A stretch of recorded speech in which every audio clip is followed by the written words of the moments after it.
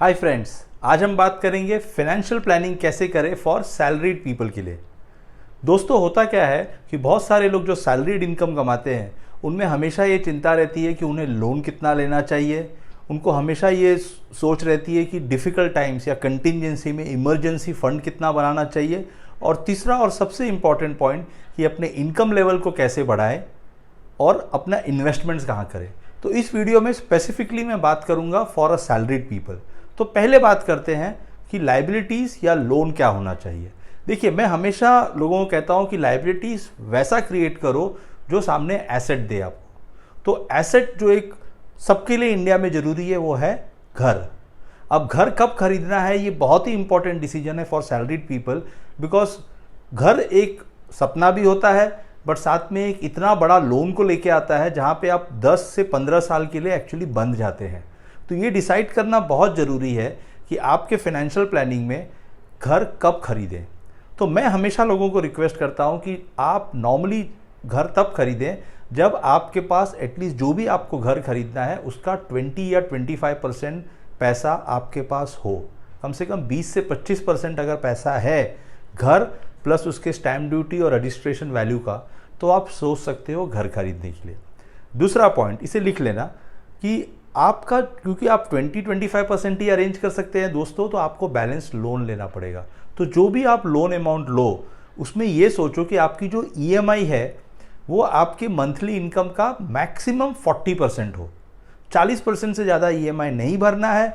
और उसमें ये मत सोचना कि आगे जाके आपकी इनकम बढ़ेगी तो मैं कर सकता हूँ। ये सबसे बड़ी गलती होती है, आज के इनकम पे एज्यूम करना आगे इनकम बढ़ेगी।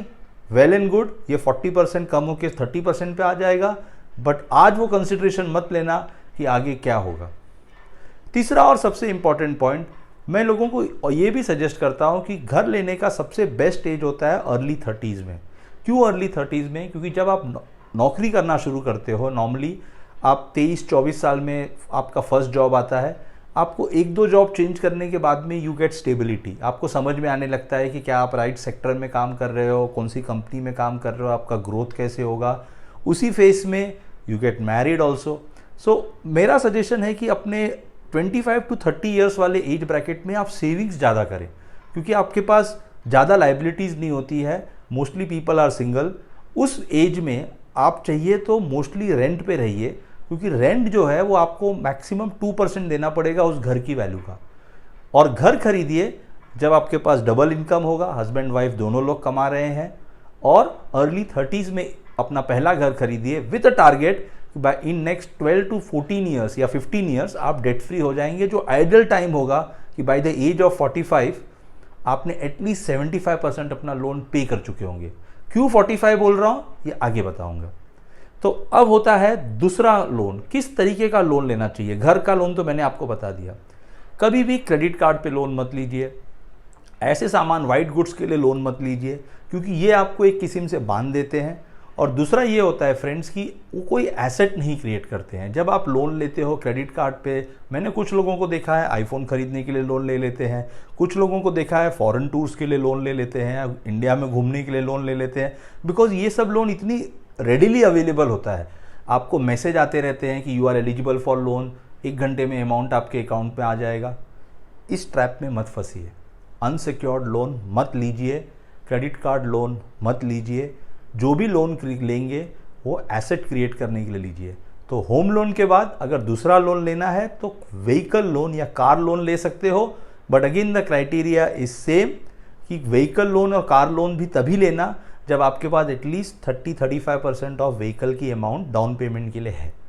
और ये जरूर कोशिश करना कि होम लोन और कार लोन दोनों मिला के आपकी ईएमआई 50% से ज़्यादा न हो आपके मंथली इनकम का या फैमिली इनकम का।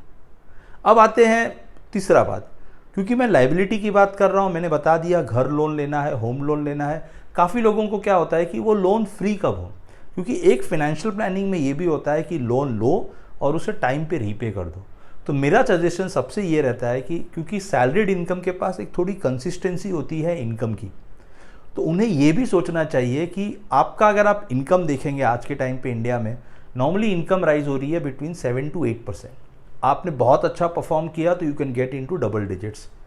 बट आपको ये सोच के चलना है कि अगर आपको 15 साल में आपको डेट फ्री होना है, विच इज़ मस्ट, आपका पहला टारगेट होगा घर खरीदना, दूसरा टारगेट होगा लोन लेना, तीसरा टारगेट होगा कि लोन को जल्दी पे कैसे करना।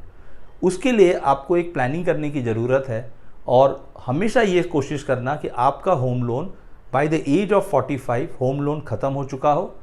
और सेकेंड बात, जब तक पहला लोन ख़त्म ना हो आप दूसरा रेजिडेंशियल घर नहीं खरीदेंगे, क्योंकि रेजिडेंशियल में मैंने देखा है कि जो आपको रिटर्न ऑन इन्वेस्टमेंट है, क्योंकि आप दूसरा घर खरीदेंगे, आज के टाइम पे रियल एस्टेट की वैल्यू इतनी अच्छी नहीं है कि प्राइसेस ज़्यादा डबल हो, मार्केट रिकवर कर रहा है, बट बहुत डिफिकल्ट है कि may be you will get substantial return on your houses, और आप रेंट पे देंगे तो आपको रिटर्न मिलेगा 2%। सो बेस्ट इज दूसरा घर मत खरीदिए। अगर खरीदना है आपको खुद के रहने के लिए तो इन्वेस्टमेंट कीजिए, बट कोशिश कीजिए कि उसके लिए आपको होम लोन बहुत ही नॉमिनल लेना पड़े।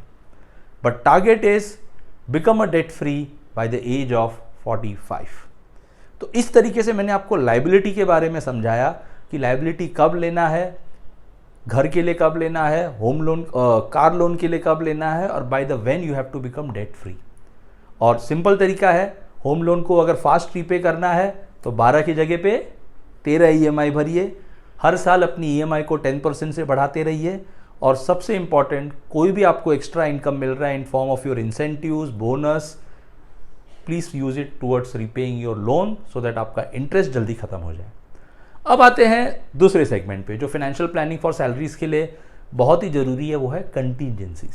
अब होता क्या है फ्रेंड्स कि क्योंकि आप और मैं सब लोग नौकरी करते हैं, हमारे पास कितनी सेविंग्स होनी चाहिए फॉर डिफ़िकल्ट टाइम्स। अब उसके पहले मैं सबको कहता हूं कि आपको 2 डिफ़िकल्टी हो सकती है। एक हो सकती है कि अचानक से आपकी नौकरी चली जाए, और दूसरी हो सकती है कि आप बीमार गिर जाए। तो पहला यह है कि मैं सबको सजेस्ट करता हूं कि अपने आप को अगर प्रोटेक्ट करना है फैमिली में, if you are a loan earner या हस्बैंड वाइफ 2 ही लोग कमा रहे हैं और फैमिली बड़ी है, please go and take a family mediclaim insurance. ये मस्ट है। एटलीस्ट 10 लाख रुपए का इंश्योरेंस लीजिए if you are staying in urban cities. Rural area में रह रहे हैं तो एटलीस्ट 5 to 6 लाख रुपीज़ का, क्योंकि डिफ़िकल्ट टाइम्स में अगर आप बीमार हो गए तो मेडिक्लेम आपको प्रोटेक्ट करेगा, पॉइंट नंबर 1। सो दैट नहीं तो अदरवाइज आपकी सेविंग्स आपको तोड़नी पड़ेगी। दूसरा पॉइंट, टर्म लाइफ जरूर लेना। अगर आपके पास लोन है, लोन काफ़ी बड़ा है, तो टर्म इंश्योरेंस लेना बहुत ज़रूरी है to protect your family from heavy burden of home loans. अब आता है ये 2 बेसिक पॉइंट के अलावा, अब आता है सबसे इंपॉर्टेंट पॉइंट, वो ये है कि कितना कंटिजेंसी फंड बना के रखे फॉर योर टाइम। नॉर्मली मैं सजेस्ट करूंगा कि एटलीस्ट 6 महीने का जो आपका एक्सपेंसेस है उतना आप कंटिजेंसी फंड बना के रखिए।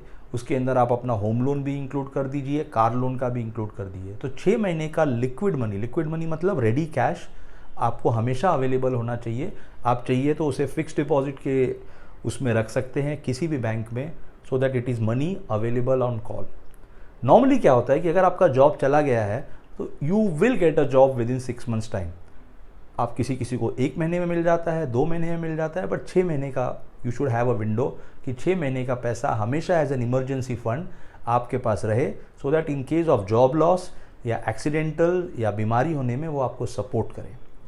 दूसरा पॉइंट, हमेशा इमरजेंसी पीरियड में एक चीज़ को ध्यान रखना कि नॉर्मली क्या होता है कि एज अ सैलरीड एम्प्लॉयड हम लोग म्यूचुअल फंड में निवेश करते हैं, होम लोन का हमारे पे लायबिलिटी होता है, कार लोन का लायबिलिटी होता है, हम लोगों का मेडिक्लेम पे करना है, बहुत सारी चीज़ें क्या होती है कि हमें अपने फैमिली को इन्फॉर्म करके रखना है। तो आपको एक इन्वेस्टमेंट बुक बनाना है जिसमें आप अपने सारे डिटेल्स मेंशन करोगे।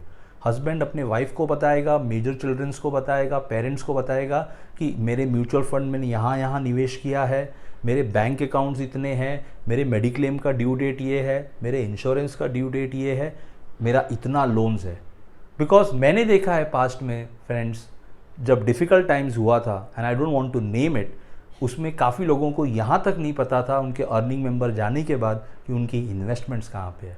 तो please celebrate an investment day every year with your family, जहाँ पे आप बैठो फैमिली के साथ और उन्हें पूरा एक्सप्लेन करो आपके इन्वेस्टमेंट्स और आपकी लायबिलिटीज़ के बारे में। I hope you are enjoying this video. Channel को सब्सक्राइब कर देना, बेल आइकॉन पे क्लिक कर देना। और अब आगे चलते हैं तीसरे एस्पेक्ट पे वो है अपनी इनकम लेवल आप कैसे बढ़ाएं, अपनी फाइनेंशियल प्लानिंग कैसे करें for retirement and for your wellbeing. तो अब फ्रेंड्स ये आता है कि नॉर्मली सैलरीड इनकम में ये होता है कि आपका जो इनकम लेवल वो ग्रो करता है 5 to 7% से। मैं सबको ये सजेस्ट करता हूँ कि जब आप अर्ली स्टेज में होते हो, जब आप 25-30 साल की उम्र में होते हो, तो जितना आपको जंप करना है, जॉब चेंज करना है, वो कर लीजिए। एक बार आप 35 क्रॉस करते हो तो 35 to 45 में यू नीड अ स्टेबिलिटी। और आज मैं देख रहा हूँ कि once you cross a 45 years of age you are considered to be old. तो इसलिए मैं कहता हूँ कि एट द एज ऑफ 45 कोशिश कीजिए कि आप डेट फ्री हो जाए। बट हमेशा एक चीज़ याद रखना, देखो India is a consumer market, India में कोई भी चीज़ चेंज होते रहती है। मैं खुद सीए हूँ, मुझे 20 साल हो गए हैं, बट मुझे ऐसा लगता है कि मुझे अपने आप को रिफ्रेश करना है। तो आप जो भी प्रोफेशन में हो, चाहे आप इंजीनियर हो, टेक्निकल प्रोफेशंस में हो, चार्टर्ड अकाउंटेंट हो, MBA हो, कीप ऑन रिफर्बिशिंग योरसेल्फ, अपने आप को सीखते रहो। आपको नहीं पता कि आपने जो पढ़ा है वो आगे जाके क्या होगा, क्या ट्रेंड आएगा, क्या नॉलेज आएगा। तो इसके लिए बहुत ज़रूरी है for the salaried people to keep on updating their knowledge so that आप मार्केट में रेलेवेंट रहें। And if you are relevant in market, market will give you value. इससे आपको हेल्प मिलेगा फॉर चेंजिंग द जॉब। ये financial planning के लिए क्यों ज़रूरी है? क्योंकि मैं सबको ये कहता हूँ कि आपको अपने सालाना इनकम का एटलीस्ट 5 to 10% हमेशा डेडिकेट करना है फॉर कंटिन्यूअस लर्निंग। आपको कुछ न कुछ सीखना है। आप मार्केटिंग में हो, आपने MBA नहीं किया है, do it at the age of 40, nothing stops you from doing it. But आपको सीखना है, आपको डिजिटल मार्केटिंग सीखना चाहिए, आपको कंटेंट राइटिंग सीखना चाहिए। आप फाइनेंस के प्रोफेशन में हो, आपको फाइनेंशियल प्लानिंग सीखना चाहिए। हमेशा आपको अपने पास कुछ ऐसे एम्यूनिशंस रखने चाहिए जो मार्केट में आपको एक स्ट्रेंथ दे। अब क्वेश्चन आता है कि हमेशा जो भी मेरा सैलरीड इनकम है उसको मैं ग्रो कैसे करूं? तो जैसे मैंने एक बताया, आपको प्रॉपर जॉब चाहिए, हमेशा अपने आप को अप टू डेट रखना चाहिए। बट अभी आती है सेविंग्स। बहुत इंपॉर्टेंट कॉन्सेप्ट होता है फाइनेंशियल प्लानिंग का कि आप सेविंग्स कहाँ करें और कैसे करें। तो मैं सबको सजेस्ट करता हूँ कि आपको आपके एज के हिसाब से सेविंग करनी चाहिए। अगर आप 25 ईयर्स के हो, 100 - 25, 75% ऑफ योर इनकम या savings should go towards equities. अब एग्जाम्पल देता हूँ। समझो आप सेविंग कर रहे हो 25,000 रुपये महीने का। अब 25,000 रुपये महीने का आप सेविंग कर रहे हो तो आपको 75% अगर उसका अमाउंट का लेना है, अप्रॉक्सीमेटली से क्लोज टू 20,000 रुपीज़ आपको सेव करना है इक्विटीज़ में। बाकी का पैसा आप सेव कर सकते हो इन फिक्स्ड डिपॉजिट। जैसे जैसे आपका एज बढ़ेगा, समझो आपकी एज 45 साल की होगी, तो 100 - 45 इज़ 55। दैट मीन्स आपको 55% सेविंग्स करना है इक्विटीज़ में, क्योंकि इक्विटीज़ थोड़ा कंसिडर्ड होता है रिस्की, और बैलेंस पैसा आपको सेविंग करना है इनटू योर फिक्स्ड रिटर्न्स। इस तरीके से आप अपने सेविंग्स को डिसाइड कर सकते हो कि कितना म्यूचुअल फंड या स्टॉक मार्केट में रखूं, कितना मैं फिक्स्ड डिपॉजिट्स में रखूं, so that you have a consistency of income. अब आता है बहुत ही इंपॉर्टेंट कॉन्सेप्ट कि फाइनेंशियल प्लानिंग फॉर रिटायरमेंट कभी करें। नॉर्मली मैं कहता हूं कि एक बार आप डेट फ्री हो गए, is the time for you to think of your retirement thinking. अगर आप 45 के आसपास अगर आप डेट फ्री हो गए, you will have another good 10 to 15 years of working life, and that should be fully devoted towards two things. One, for your retirement planning, and second, for your children's education. अगर if you are lucky enough कि loan भरने के अलावा भी आपके पास you are able to save everything, then you can start your mutual fund investment as early as say 30 years or 25 years के age से, so that you are parallelly creating a corpus for your retirement money and also creating a corpus for your children's education. अगर आप नहीं कर पा रहे हैं, don't worry, आपके जैसे 95% लोग होते हैं जो बेचारे सिर्फ होम लोन को पे कर पाते हैं, और उनके पास एक्चुअली उनकी सेविंग शुरू होती है जब उनका होम लोन खत्म हो जाता है। तो don't think you are behind. 45 is also a good age to start the savings.